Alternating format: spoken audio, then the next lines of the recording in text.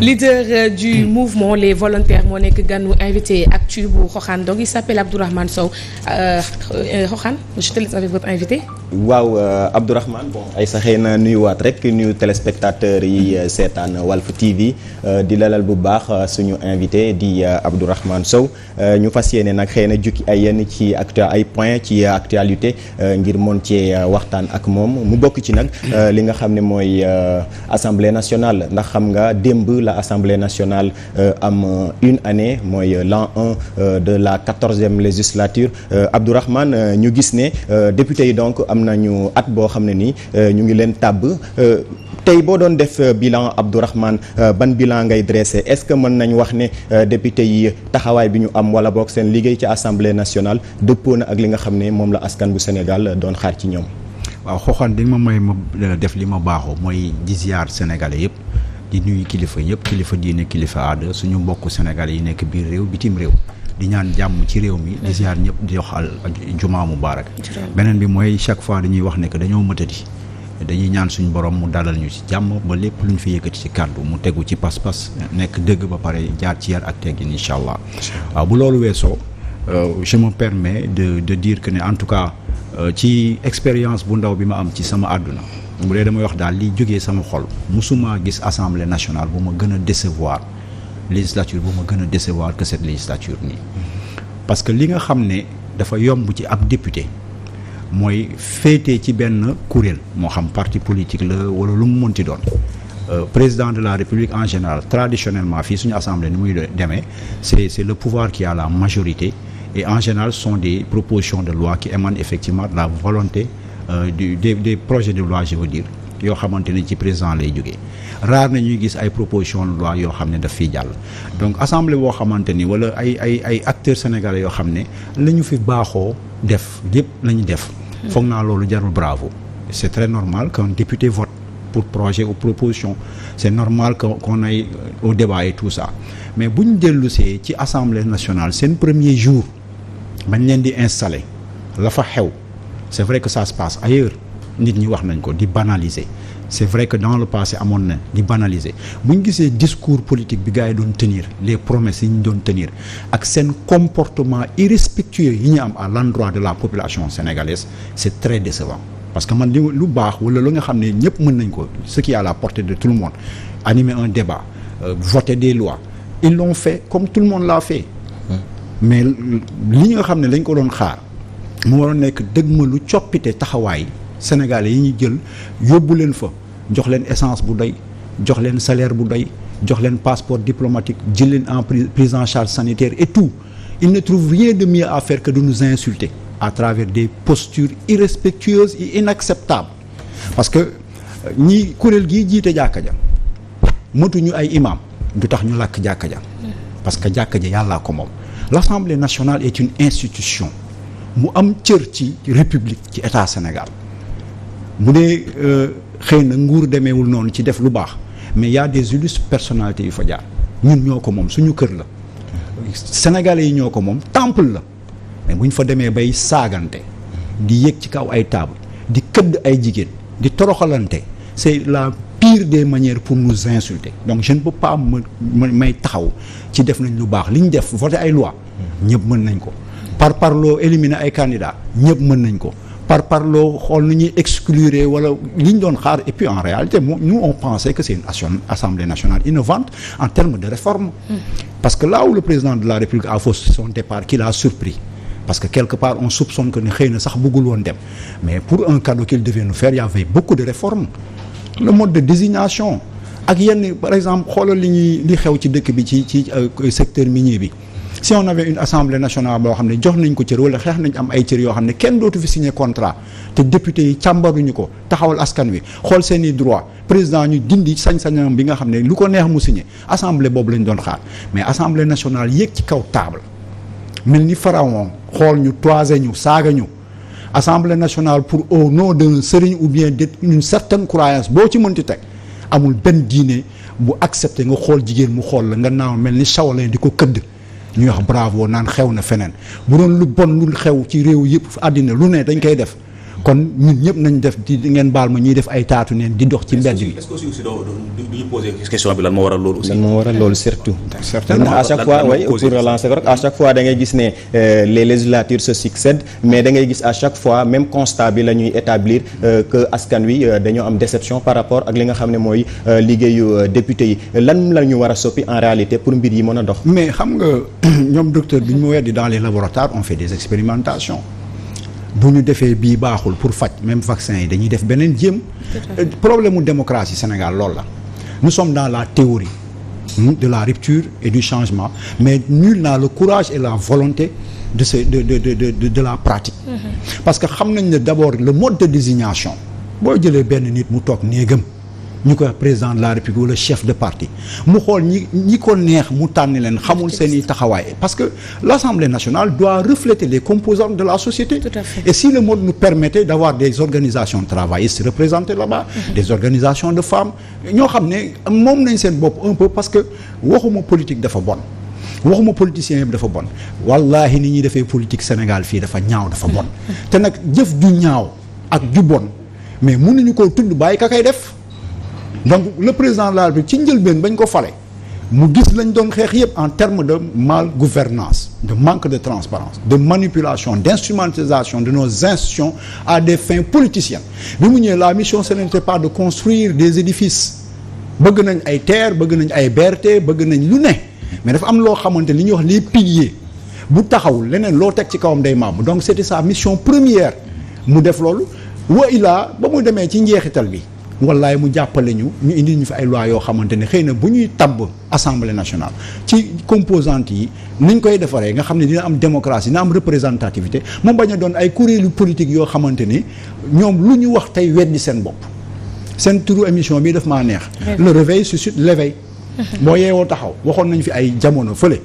xippi leen seen i gët ngeen ubbi seen i nopp ñii ñu ngi bëgg a jàppee seen i ay dof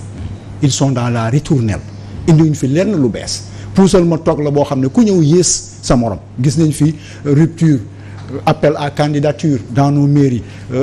nu mu tudd cumul des postes patati patata ils ne peuvent pas changer c'est leur nature et la facture est trop chère lu ñu indil réew mu jaxasoo ci ñoo xam ne pouvoir lañ ne assoiffé de pouvoir bëgg faa maintenir seen bopp ba ñuy sax wax troisième mandat te xam ne day taar réew mi gis ñoo xamante ni dañuy supposer na dañ leen tooñ ba mu jar ñu jël réew mi bëgg ko def ci centre ci lu teguwul ci dara xam nga en fin de compte moi je pense que ne il est temps que Sénégalais yi gën a exigeant ñu bañ ñu leen di exclure le Sénégalais lambda est exclu des instances de décision pas en termes de substitut wala de ay prébendes mais la décision l'engagement citoyen pour ñu bañ a bàyyi ñii ñu jël jàppee ñu suñu ay seen ay bàyyi ma def ñu du bétail électoral bu ñu ñëwee falu sont les mêmes pratiques dem ci assemblée nationale nañu waxante dëgg amul sentiment di saagante di këddante di dóorante sénégalais yi ngeen yàpp sénégalais yi la ñu laal seen dignité et moi je pense que à l'occasion de ce référendum que nous voulons après avoir constaté les limites de la politique politicienne moi je pense que la prise de conscience citoyenne et l'engagement citoyen pourrait construire une réponse conséquente par rapport à tout ça. Vas-y, allez-y. C'est ça aussi mais aussi ba tey bon affaire yi dañ ko war a responsable dañ ko war a mën a situer quoi qu'on dise parce que sànq yaa ngi doon affaire ñu jéem a réformer institution yi mais nañ wax aussi liste yi bañ koy taxawal naka la demee parce que aussi quoi qu'on dise tamit mënoo ñu jékki-jékki am ab liste boo xam dafa taxaw liste coalition Yewwi Askan Wi yoo xam ne Ousmane Sonko ña nga fa woon ay Aïda Mbodj ña nga fa woon ay Déthié Fall ña nga fa woon ça c'est des gens responsables yoo xam ne lay wone tey ji bu fekkoon te ne ñu ngi assemblée nationale duñu fa nekk di xuloo duñu fa nekk di xeex di sànnante ay dal léegi lan moo tax état bu Sénégal bëgg a fexe instrumentaliser ba dindi liste boobule bàyyi ay suppléants yi yàlla est-ce que aussi nekkoon état moom moo bëggoon loolu quoi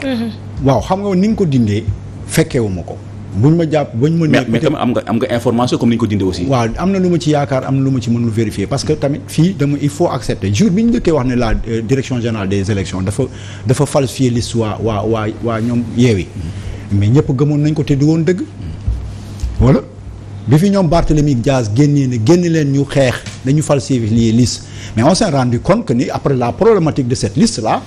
waa Yewwi seen bopp la on a interpellé ba tudd tur ku sant Sarr ak ñoom Déthié Fall ña nga fa woon on s'est rendu compte que c'était un problème interne bu ñu jëloon teg ko ci kaw direction générale des élections te ñu naroon indi njumte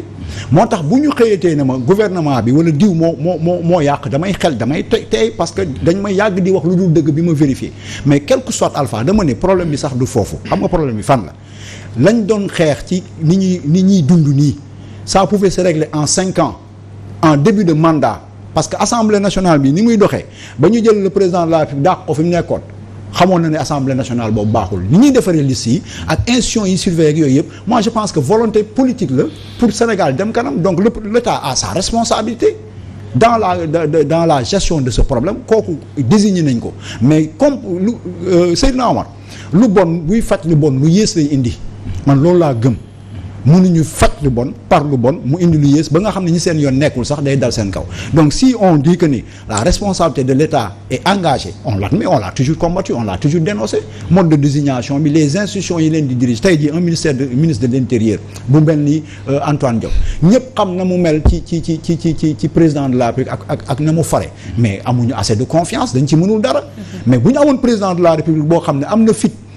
xam ne Sénégal dafa soxla démocratie bi dund avancé mu nangu jël une personnalité autonomiser ko neutre loo ko ci ay affaire élection dénk ko boobaa du ñu am xel ñaar loolu yëpp daf ci am mais ñoo xam ne dañuy politique réew moo xam ne tous les postes sont politiques et tout le monde travaille pour le président de la République mais foofu pour mu jub mbaa mu jaar yoon duñ ci mën dara li ñu mën nag mooy di dénoncer chaque jour mais à un moment donné il faut que sénégalais mi nga xam ne mi ngi toog di observer amul substitut amul prébande soxlawu ci poste soxlawu ci dara mu jël sa responsabilité pour que ñu jëlee fi ñii parce que dañu limité. parce que xam nga sa problème fu tali bi yaa ngi posé wu maanaam doole ji nga xamul la jox le président de la République. parce que boobu tey jii boo waxee dañuy dafa am xam nga suñu pouvoir bi actuellement ne boo xool pouvoir la boo xam ne ni président de la République dañ ko fi jox doole kon c'est-à-dire que tey jii lii solution bi d'abord mooy fexe ba dindi fi kon li fi ne maanaam système bi. waaw mais bien sûr. te système bi actuellement ñi nga xam ñoo ko doon prôné instant bi ñoom ñëpp jël nañ daal leen dugal ci kaso bi kam bon jël nañ leen dugal ci kaso bi mais dañuy xëy rek. léegi kan moo koy xeex après dañu xëy rek jël leen dugal ci kaso bi. Abdourahmane Sow moo koy xeex parce que Abdourahmane Sow li mu n'entend plus. non ñoom rek est-ce que ñoom rek fi ne yow wax nga ko fi sànq nee nañ la par exemple ku mel ni Ousmane Sonko doon xeex système bi mi ngi ci kaso bi ñu ne nga gëm nga ni peut-être du bokk ci élection yi mais moom rek nekku fi am na ay nitam yu nekk ci parti yom donc c'est pas parce que tëj nañ diw wala téye nañ diw ko Sénégal du dox ni nga ko waxee sànq dans ta logique que ni Ousmane Sonko gëmuloo ne mën na bokk ci élection te mu nekk tey jii woo xam ne bu ñu naan anti système ci théorie laa wax moom la suñu xel di dem ci turam ñëw suñu xel mais moom am na ñu mu àndal c'est-à-dire loolu sax la ñuy bañ pourquoi obstinément ñu bëgg jàpp ne que Sénégal benn nit moo koy lijjanti mais nit lijjantiwul Sénégal dynamique moo koy lijjanti jug dox moo koy lijjanti taxawaay moo koy lijjanti pas-pas moo koy lijjanti ça dépend de la volonté mais Abdourahmane Sow benn nit boobu amee un projet boo xamante ni ñu bëri épouser nañ projet boobu aussi mën na nekk kuy doxal. waaw ñun par exemple bu àndee bu benn nit boobu am projet boobu bu ñu xëyee ànd ak ñi nga xam ne dañ doon leen ñun ñëpp dañ leen doon dénoncer ñoo yàq réew mi léegi ñun lu ñuy def. d'accord Abdourahmane bu dee kooku kiy defar. réew ñi ko yàq duñ ko defar. des fois stratégie politique da ko waaye stratégie politique la ñu war a bàyyi. lan mooy stratégie politicienne la stratégie politicienne gis nga soxna si Aïcha da nga koy ñeme baa nga dëpp te ñi ko ragal ñëpp dañu faillir. mais Abdourahmane Sow sa discours bii nii moo nekkoon discours peut-être 11 ans en arrière bi ngeen créé fii nii mouvement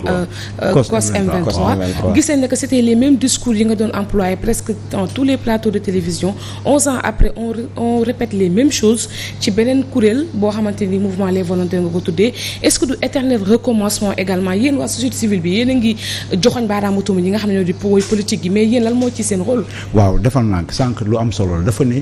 président COS M23 yow nga ñëw ne dynamique les volontaires waaw c'est une très bonne chose depuis le 23 juin officiellement la bàyyi COS M23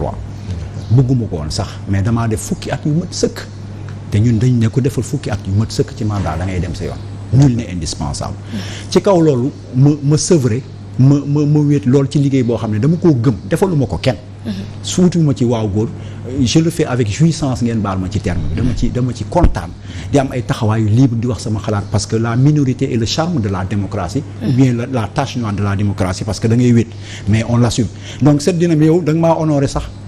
man parce que depuis 24 ans je suis dans la chose je dis les mêmes choses dama koo gëm te du ma ko bàyyi donc du question discours bi bu dee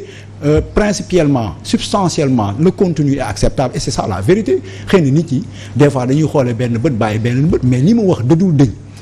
discours boobu moo wax laa gëm mooy ni que la chose politique dañ ko war a dem à une autre expérimentation ndax dañu war a mën a continuer wax nga ko sànq fii ay nit ñu àndal président de la république fukki at ñu ñuy toroxal di ñu duma ñu ne muut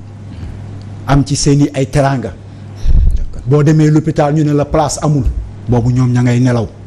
bu boy di dee ci géej ga seeni doom a ngay nelaw boo demee marché doo mën a am loo duggi ña ngay noos ñooñu yéeyaay daal 12 ans après ils disent c'est moins que rien que nous sommes nous le peuple ces abrutis que nous sommes ces moutons de Panurge que nous sommes alors ñun yéen vous êtes des vauriens vous les autres Sénégalais vous êtes assez compétents vous êtes patriotes vous êtes amoureux du Sénégal yéen a ngi amal Sénégal njëriñ mais bii moom amu leen fi njëriñ yéen taxaw leen ne le ñun ñi jël seen alal di ko noncé boobu ba léegi di leen toroxal di leen tumurankeloo ñun rek ñoo capable yoraat réew mi tànn leen ci ñun ñu mel ne ay esclaves buumu jaam la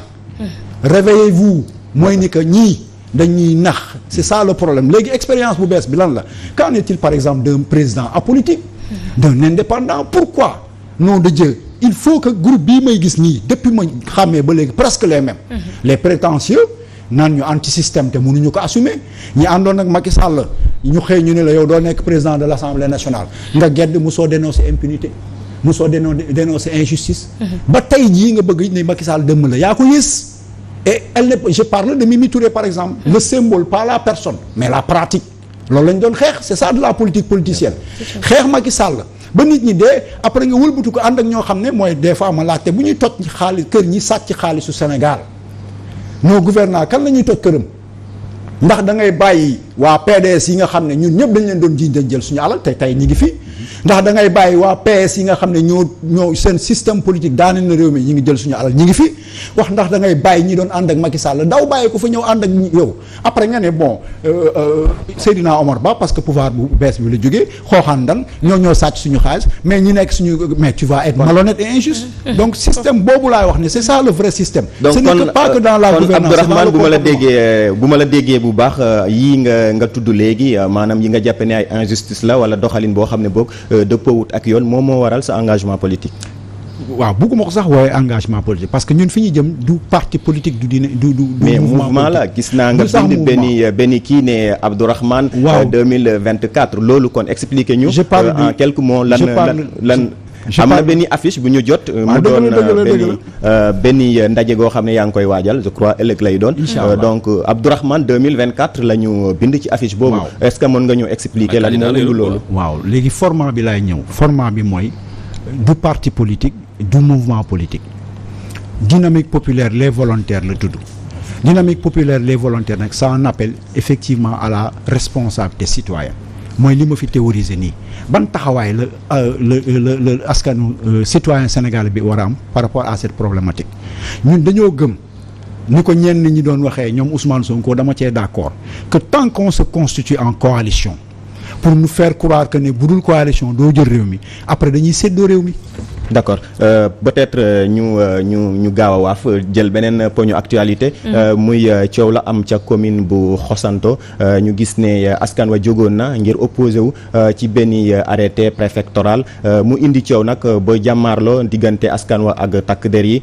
jote jur ñaari doomu aadama yu ci ñàkk seen bakkan naka ngeen accueillir xabaar gi ni mel. waaw balaa may tontu ndax dañuy dellu siwaat ci dynamique bi wala duñ ci dellu siwaat. temps bi pratiquement léegi kon bàyyil ma jeexal waxu dynamique bi kon ñu ñëw ci loolu sinon duma jeexal duma dem épuiser samedi c'est un appel à la responsabilité citoyenne.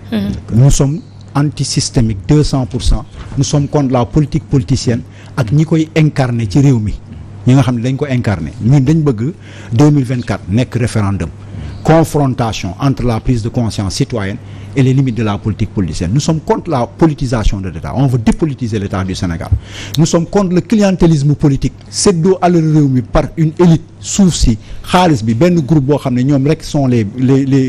bien nés ci réew mi. loolu dañ koy dénoncer. C'est pas pour des prébendes, c'est pas pour aussi dem deuxième tour naan damay wut poste ñi ma xam ñëpp giiñal naa leen fi ne du ma jël lu Macky Sall di joxe jëluma l'opposition di joxe ànduma kenn. jàppalewuma kenn ci ay jox ma poste soxlawuma ko la ma soxla mooy ñu jëlee fi politiciens yi confronté wu ak ñoom xool expérience bu bees de gouvernance lan lay indi mieux que li fi am nii donc pour mu leer dynamique populaire les volontaires du parti politique suba incha allah dinañ ko lancer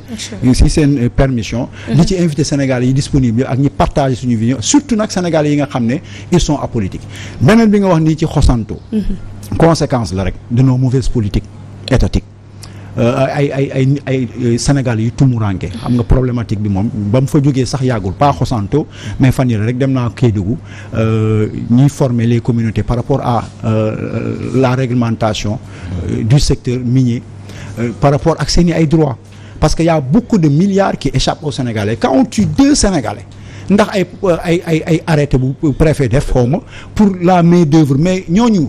ñi dee yàlla na leen yàlla yërëm jéggal leen xaar leen àjjana mais jarul woon de parce que li ñuy wut sax amul solo mënuloo nekk ci région minière ab avion di jugee Sabodola di départ di dem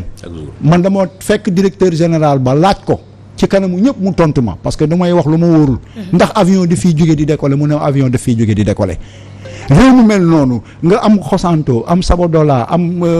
Saraya foofu yëpp di or mais c'est la zone la plus pauvre au Sénégal kon donc affaire bi du problème mais de problème bi mooy la législation na ko état bi respecté mooy les nu mu tudd dividendes yi nga xamante ni localités minières yi dañ ko war a am ci xaalis bi des fois compagnie yi di ko jox état mu dugg dans le principe de l'unité de caisse te ñoom duñ ci jot le fonds d'appui et de péréquation le fonds d'appui au développement c'est combien de milliards yoo xamante ni askan wi jotuñu ko ñuy rey ay nit pour ay poste main d'œuvre moi je pense que ni incha allah en tout cas ñun dans notre dynamique le secteur minier depuis 2014 ñu ngi ci am nañ ci lu bëri luñ ci xam loo xamante ni dañ koy ñeme fii da ngay ñeme baa nga dellu ginnaaw il faut réformer ce pays avoir la fermeté et cette volonté jële fi politique politicienne xëy na Sénégal commencé jëm kanam incha allah. ñu ngi lay jaajëfal bu baax a baax Abdourahmane Sow c'était un plaisir vraiment de vous accueillir sur le plateau yaakaar naa ne on a fait le tour de l'actualité hein. C'est ça bon oui peut-être xëy na temps bi moo xaw a gàtt Abdourahmane mais quand même ce fut un plaisir waxtaan bi yaakaar naa ni am na solo ñu koy jaajëfal bu baax a baax ndax démb moom xaw naa kaa talonné alors mais quand même comme moom ni mu ko waxee rek mënuñoo bañal dara moo tax mu xëy ci suba ñëw wuyu si suñu invitation ñu la ciy jaajëfal bu baax di jaajëfal itam Sénégal yi nga xam ne ñoo ñu doon seetaan Aïcha di souhaiter un joyeux anniversaire à madame Ndong waaw mënta ñàkk nag waaw mënta ñàkk nag tamit c'est la jumelle à Seydina Omar Ba madame Ndong ñu koy souhaiter un joyeux anniversaire sunu chéri boobu lee jaajëfal bu baax wax waxaan donc sa doon rendez-vous vendredi prochain inchallah ci beneen invité actu jaajëfal leen aussi mbokk yi ci topp geek teewlu gi jaajëfal bu baax a baax Abdourahmane Sow fajare gi c'est pas facile vraiment mais teel nga ñëw vraiment ngir mën a honorer say engagement léegi dañuy jàll ci la rubrique santé